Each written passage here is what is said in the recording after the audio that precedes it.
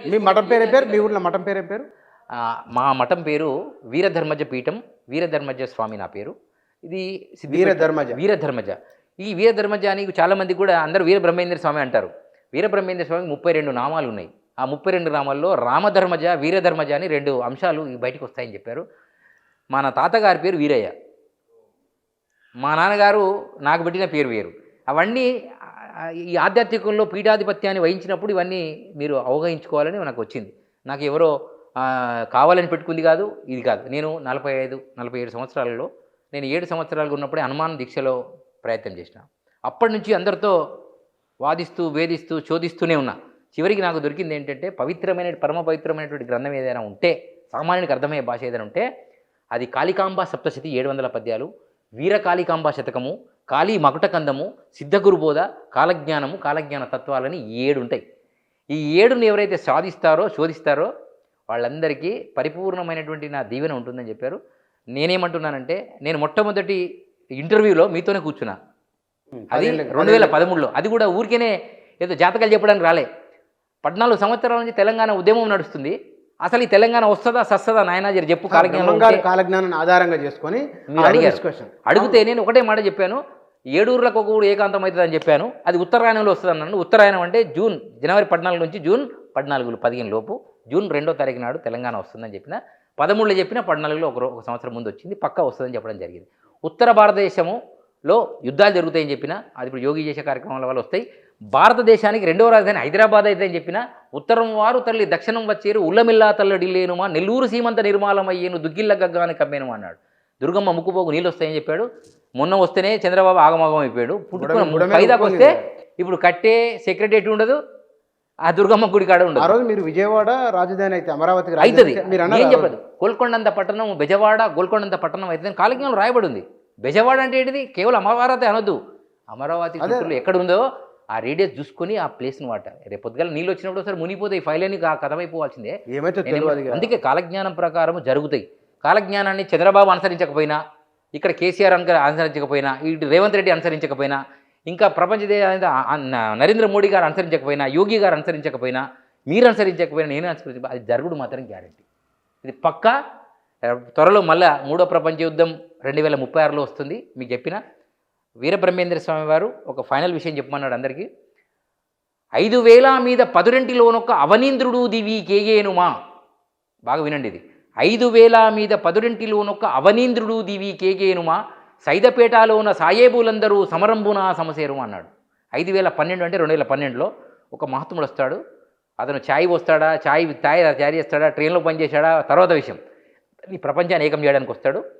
ఏమన్నాడు? 5000 మీద 10 అవనీంద్రుడు, అవని అంటే భూమి, ఇంద్రుడు నరేంద్రుడు, గుర్తుపెట్టుకోండి. అవనీంద్రుడు దీవికి సైదపేట అంటే అది సైదాబాద్ కావచ్చు, సిద్దిపేట కావచ్చు, పాకిస్తాన్ కావచ్చు, ఆఫ్ఘనిస్తాన్ కావచ్చు, బంగ్లాదేశ్ కావచ్చు, అన్ని ముస్లిం క్రిస్టియన్ దేశాలు కావచ్చు. వీళ్ళందరూ సైదపేటలో ఉన్న సాయేబులందరూ సమరంబున. సమరం అంటే ఏంటిది? యుద్ధం. ఎప్పుడు 205వ పద్యం కాలజ్ఞంలో ఉంది. 350 సంవత్సరాల కింద రాశాడు నరేంద్రుడి గురించి. ఇక యోగులు వీళ్ళ వసంతులందరూ నాతో వస్తానన్నాడు. అందులో యోగి ఉంటాడు. నెక్స్ట్ పిఎం ఆయన అని అందరూ అంటున్నారు. అది అవుతుందా కాదా అనే తర్వాత విషయం. అది కాలజ్ఞానం ప్రకారం ఉత్తర దేశంలో 25 కోట్ల జనాభా ఉన్నది. అందులో ఒక 5-10 కోట్ల మంది. కానీ సార్ గురుగారు, మీ పీఠంలో విద్యాబోధన జరుగుతుందా? మా పీఠంలో విద్యాబోధన జరగకూడదు. ఎందుకంటే వేద పాఠశాలలు, గోశాలలు, భూశాలలు ఇవన్నీ పేరు మీద చందాలు వసూలు చేసి వాళ్ళని కాపాడుతూ చేసే ప్రయత్నం, అలా చేసే ప్రయత్నాలు చాలామంది చేస్తున్నారు. భగవద్గీత పఠన శ్లోకాలు ఉన్నాయి, గోశాలలు మెయింటైన్ చేసి. గోశాల ఆనాడు గోశాల పెట్టలే వీరబ్రహ్మేంద్ర స్వామి. అచ్చమ్మ దగ్గర గోవులను గాయడానికి వెళ్ళి ఓ గిరిగీసి పోయి కాలజ్ఞానం రాశాడు. నా పని కూడా అదే. ఓ గోవులను నాకు ఒక దత్తత తీసుకున్న శంకరపల్లి దగ్గర దోబిపేటలో, మహాలింగపూర్లో 150 ఆవులు కృష్ణారెడ్డి గారు ఉంటాయి, చేకృతి కృష్ణారెడ్డి గారు. వారు ఇబ్బంది పడుతున్నట్టే దాన్ని దత్తత తీసుకున్నాను. దానికి ఏమైనా సమస్య వచ్చినప్పుడు నేను సాల్వ్ చేస్తున్నా. దాని గురించి మాట్లాడుతున్నాను. 150 ఆవులు ఉన్నాయి. మేము 50 ఆవులు చుట్టుపక్కల గ్రామాలకు ఫ్రీగా ఇచ్చాం. పెంచుకునేటువంటి నిజమైన రైతుకు దత్తత ఇచ్చాం. మా సెంట్రల్ జైల్లోనే అవి చావాలి, బతకాలి అని నాకు సిద్ధాంతం లేదు. ఇప్పుడు 2-3 సెంట్రల్ జైలు మన హైదరాబాద్లో ఉన్నాయి. ఒకటి భాగ్యనగర్ గోశాల, ఒకటి జియాగూడ గోశాల. ఎక్కడ గోశాల పట్టుకొచ్చి తీసుకొచ్చాలో పెట్టినా దాన్ని అందులో పెట్టి వేస్తున్నారు. దాని సైజ్ ఎంత, దాన్ని ఎన్ని వస్తున్నాయి, దానికి మేత ఎవడేయాలి, దానికి జీతం ఏమేది. నేను ఏమంటున్నా, గోశాలలో ఉన్నటువంటి ఆవులన్నీ నిష్పక్షపాతంగా సామాజికంగా జనాల సైనికుల దగ్గరికి, ఎవరైతే వ్యవసాయదారుల దగ్గరికి ఫ్రీగా వాళ్ళని అందజేయాలి. అది సెక్యూరిటీగా అందజేయాలని నేను కోరుకుంటున్నా. నెక్స్ట్ మనము భారతదేశానికి 2వ రాజధాని అయిన తర్వాత అయ్యేటువంటి మూమెంట్లో త్వరలో ఆఫ్టర్ ఈ ఎలక్షన్ల తర్వాత ఏమైతే తెలియదు మనకి. తెలియదు అనొద్దు. తెలంగాణ వస్తుందని చెప్పిన కదా, వచ్చింది. రాజధాని అవుతుందన్న జగన్ పీరియడ్లో రాజధాని కాలేదు, మళ్ళీ చంద్రబాబు పీరియడ్లోనే మళ్ళీ మొదలవుతుంది. అదే అక్కడ మళ్ళీ ఇప్పుడు ఇక్కడ అవుతుంది. ఎందుకైతుందో నేను చెప్పిన, రాజకీయంగా కాదు అది. అక్కడ శ్వాసకోశ వ్యాధులు ఎక్కువైనాయి, బాగా వినండి, శ్వాసకోశ వ్యాధులు ఎక్కువైనాయి. అది కేంద్రపాలిత ప్రాంతం చేద్దామనుకున్న టైంలో ఇప్పుడు బీజేపీ గెలిచింది అక్కడ, సో అది నడిపిస్తారు. కానీ ఇక్కడ ప్రపంచ నిర్వాధిక మొత్తం ప్రపంచం అంతా వచ్చి ఇక్కడ బిజినెస్ చేసేటువంటి కెపాసిటీ కేంద్రంగా మారింది. ఇది హైటెక్ సిటీ యుగంగా మారింది. ఇప్పుడు ఎక్కడ పెరుగుతుందని చెప్పారంటే దక్కన పీఠభూమి అన్నాడు. దక్కన పీఠభూమి అంటే తెలంగాణ మొత్తం వస్తుంది. మనకు బాంబే ఎక్స్చేంజ్, మన సంగారెడ్డి రోడ్ అంతా బాంబే ఎక్స్చేంజ్ రోడ్. అందుకని ఇది కూడా పునరావృతం అయిపోయింది. మొత్తం ఈ జైరాబాద్, వికారాబాద్ అదంతా రోడ్లన్నీ కోట్లు పలుకుతున్నాయి జాగలన్నీ. సరే చూడండి, పల్లెలే పట్టణాలు అయితే ఏం చెప్పాడు. లింగంపల్లి పట్టణం ఏంది, శంకరపల్లి పట్టణం ఏంది, అన్ని పట్టణాలు అయినాయి. మీ ఊరు కూడా పట్టణం అయిపోయింది. చూసుకోండి మీరు, పట్టణాలు అయిపోతే ఏం చెప్పారు. ఎటు 100 కిలోమీటర్ రేడియస్ ఫుల్ పట్టణం అయిపోయింది. సో వారి మాట ఇక్కడ కూడా పొల్లుబోదు. ఆయన స్వార్థము లేని గురువు, నిస్వార్థ గురువు, అందులో సందేహం లేదు. దాంట్లో ఎటువంటి సందేహం లేదు. ఆయన చెప్పిన కరోనా వస్తుందన్నాడు, 350 సంవత్సరాల పక్కా వచ్చింది. అందరూ మాస్కులు కట్టేటట్టు చేసింది, డాక్టర్లతో సహా. ప్రపంచం అంతా, ఓన్లీ భారతదేశం కాదు, అందరు కట్టరు. చివరికి 4 రోజులు గుళ్ళో పూజలు మానేదన్నాడు. తిరుపతిలో కూడా పూజలు మానేసడం జరిగింది, శ్రీశైలంలో బంద్ అయిపోయినాయి. అంటే అన్నీ ఆయన చెప్పినట్టు జరుగుతాయి. కాకపోతే నమ్మడం ఒక ఎత్తు, నమ్మకం ఒక ఎత్తు.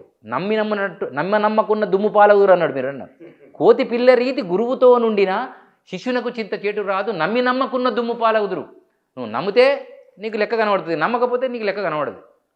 కానీ ఫలితం మాత్రం గ్యారంటీ అన్నాడు. జై శ్రీరామ్, భారత మాతాకి జై, హరహర మహాదేవ్, జై గోమాత. ఎవరైనా కులాల మధ్య చిచ్చు పెట్టేటువంటి ప్రయత్నం మీ టీవీ కానీ, ఏ టీవీ కానీ, ఎవరు కానీ చేయకూడదని నేను అంటున్నా. ఇప్పుడు సనాతన ధర్మం ఏకమయ్యే టైము. ఈ సమయంలో అందరూ ఏకమయ్యేటువంటి పరిపక్వతకు సంబంధించినటువంటి విషయాల పట్ల అవగాహన రావాలి. చిన్న చిన్న విషయాల పట్ల టీవీ ఛానళ్ళు బాగా స్పందిస్తున్నాయి. ఈ మధ్య కుంభమేళలో, అంత పెద్ద కుంభమేళలో ఒక్క లైవ్ పెట్టలేదు నేను చూసిన. ఇప్పుడు ఈ మధ్య మాలంటూ 4 మాటలు మాట్లాడినాక వచ్చి టైలు పెడుతున్నారు. నేను ఏమంటున్నా అంటే, పెట్టాలి.